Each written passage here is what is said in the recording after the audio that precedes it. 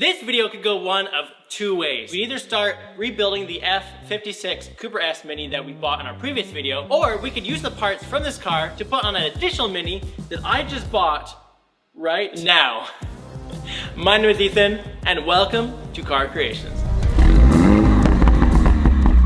In our previous video, I set out to build the cheapest Mini Cooper S possible. In order to do so, I wanted a red Mini Cooper S on auction. It had almost every feature and every upgrade ticked. However, it was completely smashed. Frame damage, body damage, and it wouldn't even dry. And after the inspection, I had to make a very difficult decision. Do we fix it, or do we break it down for parts? Well, before we answer that, the second Mini I bought was overnighted, and it's waiting for us right now on the transport truck at the end of our long driveway.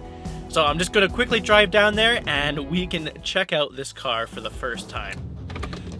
It was listed as a non-starter and it's just a base Mini Cooper. However, I bought it for $900. Yes, you heard that right.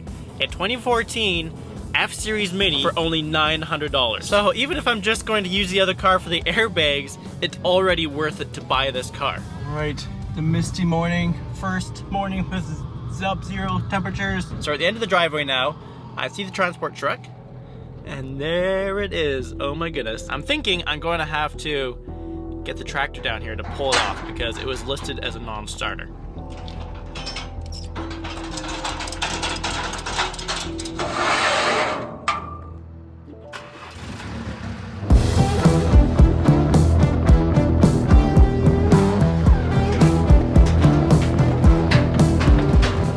This Mini was supposed to be a non-starter, not working at all, but we jumped it and look at this, it's running.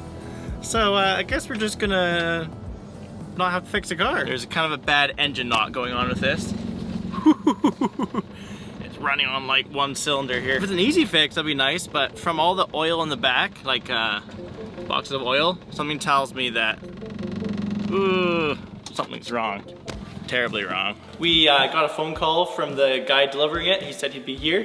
We drove down there, picked it up, and I thought I was gonna drag it off the tractor. I was getting all ready to film all this content with trying to drag it off of a transport truck with the tractor.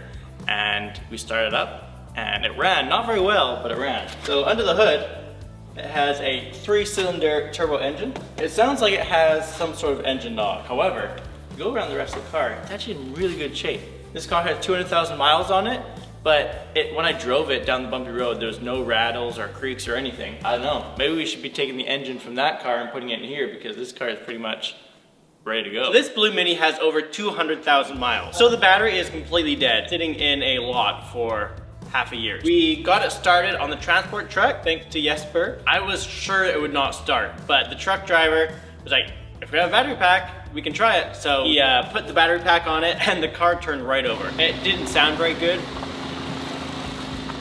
So we want to get it onto the lift right now, and once again, not only is it completely dead, the tires are flat. So we're gonna use our X1 2000 amp jump starter as well as air compressor, and we are going to try to get this car on the lift.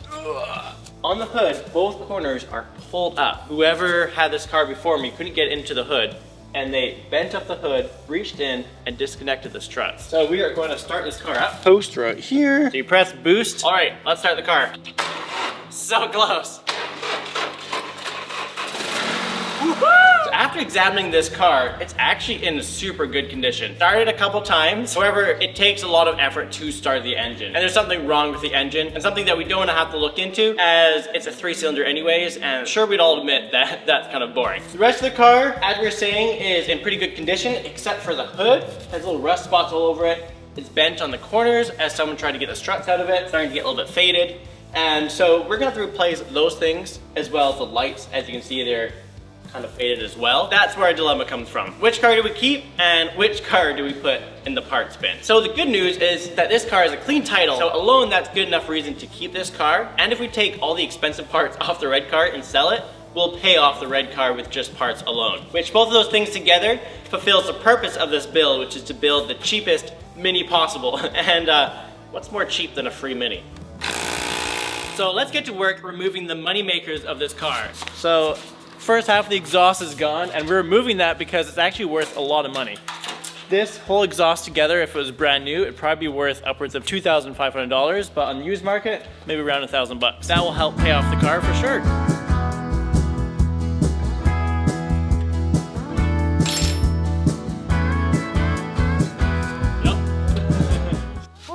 Nice. So this is the second most expensive thing on the car, JCW Pro brakes. This system alone can run for $1,500, so we are carefully taking these all apart. Now with those out, just by selling those parts alone, we've almost paid off this car in full. However, we did have to go and pay some taxes on it. So maybe by the time we sell the rear brakes, as well as maybe by the time we sell the small radio in there, that we should be able to break even on this car, which is huge news for this budget build. However, first we have to stop for some delicious sourdough, as well as some Texas Roadhouse butter that was brought out to us. So after the brakes were off, I removed a broken headlight, and then James and Caleb decided to remove the front suspension and axles to give us more room to view the damaged firewall. Oh, look how terribly broken that is. Oof. Nice. Let's go. It's turned into soup. Dude, epic. We didn't know there were two bolts in there holding it on in like this O-ring pretty much, and they were so hard to get to. You could only do like half a turn at a time. They're undone and the CV axle is out. Okay, so when we brought the Blue Mini into the shop, the first thing I noticed is that it has one of those RC style long antennas onto it. So we're gonna have to remove that right away. Outmotoring sent us a little stubby antenna to put on the Mini, so it looks like it's pretty simple. It looks like all you have to do is just screw it on. And then here's the other one, and let's screw it in. Look at that, that's super cool. Next mod. Now this time we're gonna come to the key fob, because Outmotoring gave us this cool JCW brake kit for our key fob. So we're just gonna throw that on here, and that will liven up this car for sure. All right, it's official. Now that we got the axles out, I can tell that we will actually have to replace a lot of the firewall on the front. And now you can see even better how bent this is right here. So completely bent up in there, and there's a little like tuck in there.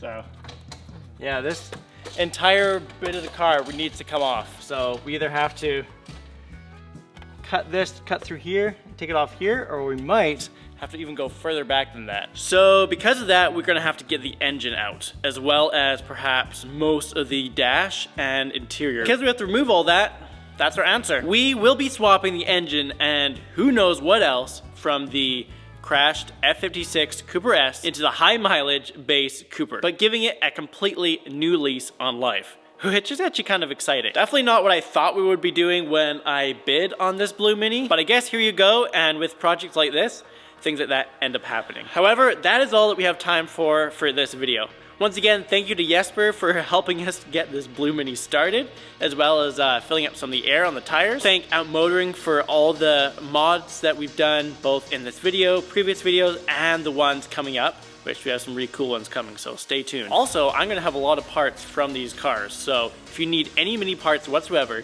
please make sure to reach out to me either on Instagram, which is linked on the channel page, or on my email, which is in the About page on the channel. Doing an engine transplant is something that I've always wanted to do, but it's gonna be a lot of work.